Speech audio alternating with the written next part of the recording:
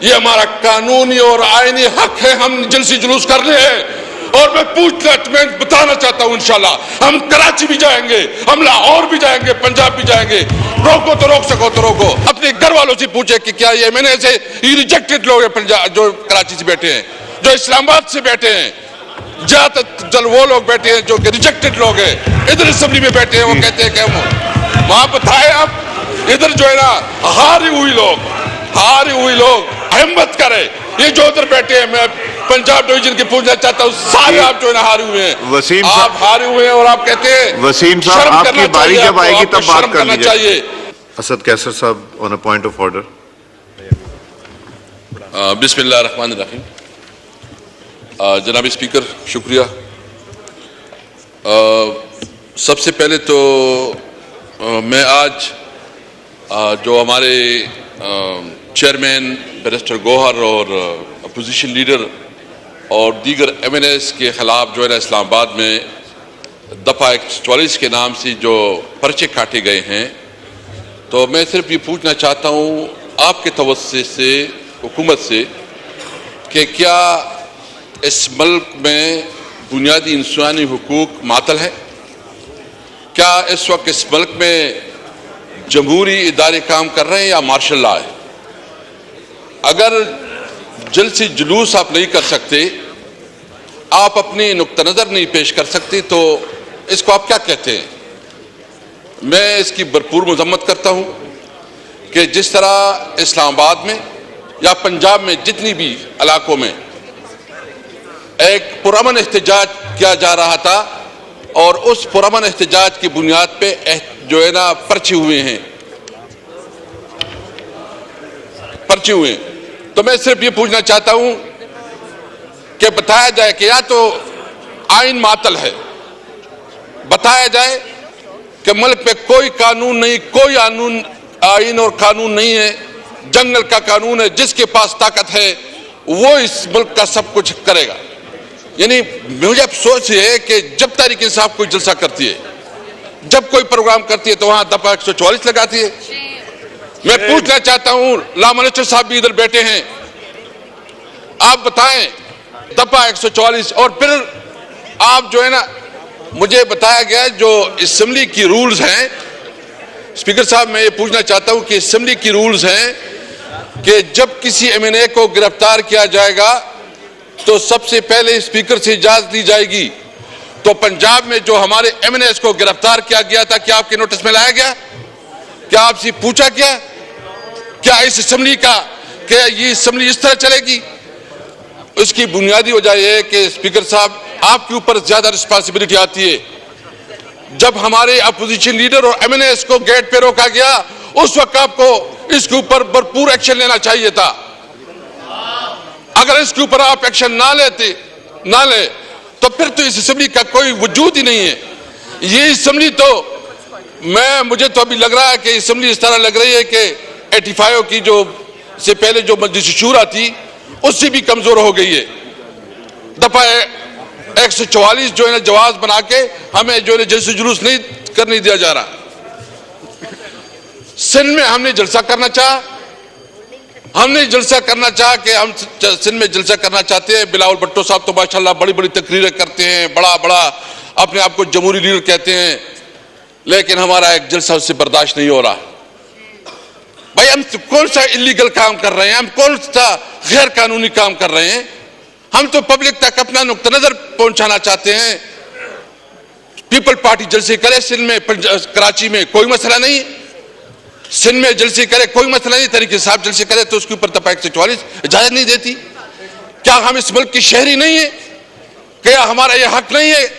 کیا آئین اور قانون ہمیں یہ حق نہیں دیتا کہ ہم اپنے ملک میں اپنی بات لوگوں تک پہنچا سکیں؟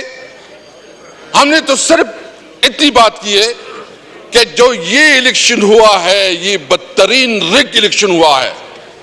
اس میں عوام کی مینڈیٹ کو بری طرح پامال کیا گیا ہے.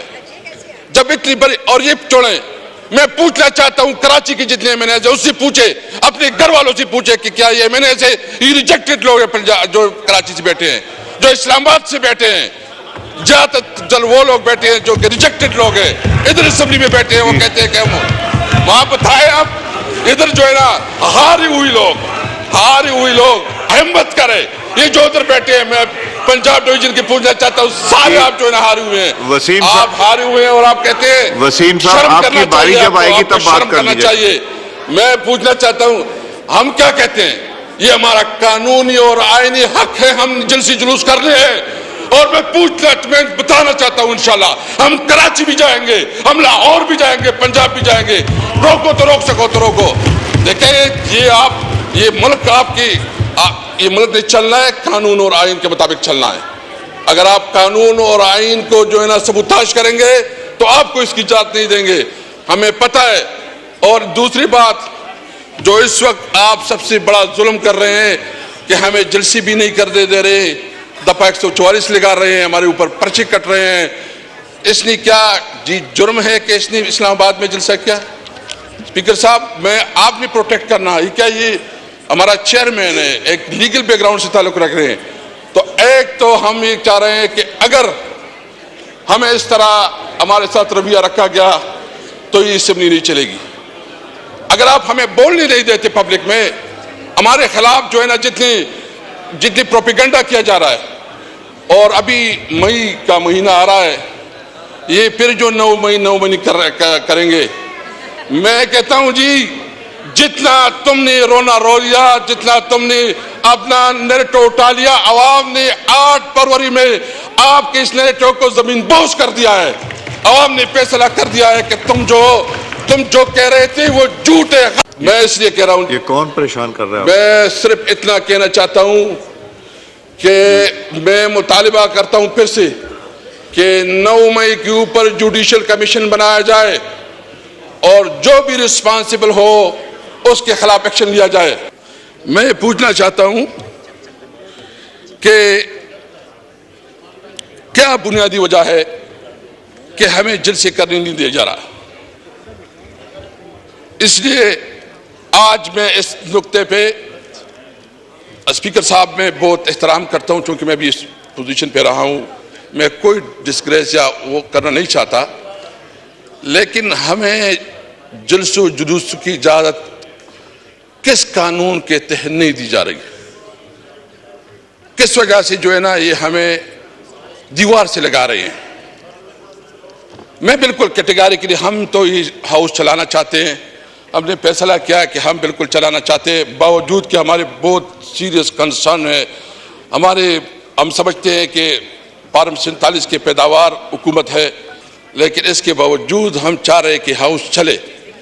लेकिन अगर आप हमें अपने जमहूरी हुकूक नहीं करने देंगे तो मैं सब ये कहते हैं कि आपका ये हाउस नहीं चलेगा।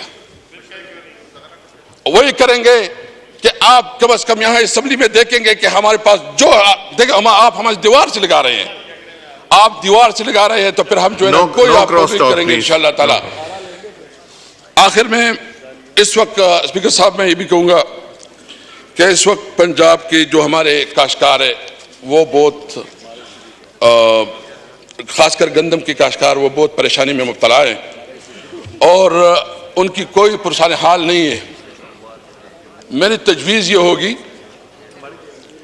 कि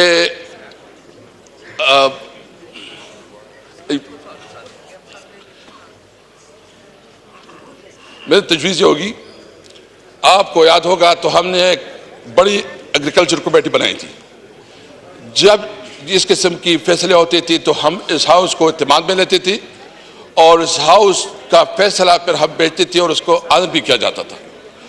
इस वक्त गन्नम का बहुत बड़ा क्राइसिस है, किसान परेशान है। मेरा मुतालिबा होगा कि एक दिन पूरा, बल्कि 1-2 दिन इसके ऊपर पूरा डिबेट के लिए मौका दिया जाए ताकि उसके ऊपर पूरा डिस्कशन हो। और मैं आज यहाँ से अपनी पार्टी की तरफ से ऐलान करता हूँ कि जो पंजाब के किसान इस वक्त परेशान हैं, हम इंशाअल्लाह भरपूर तरीके से उस एहतजाज में शामिल होंगे, उनके साथ होंगे। मैं अपने तमाम MLA से रिक्वेस्ट करता हूं कि इनके एहतजाज में बैठे, उनके पास जाएं, उनकी आवाज़ उठाएं और हम इंशाअल्लाह अपने काश्तकारों को, जो गंदम के काश्तकार है, उसको जो इंशाअल्लाह ताला अकेले नहीं छोड़ेंगे। शुक्रिया, थैंक यू।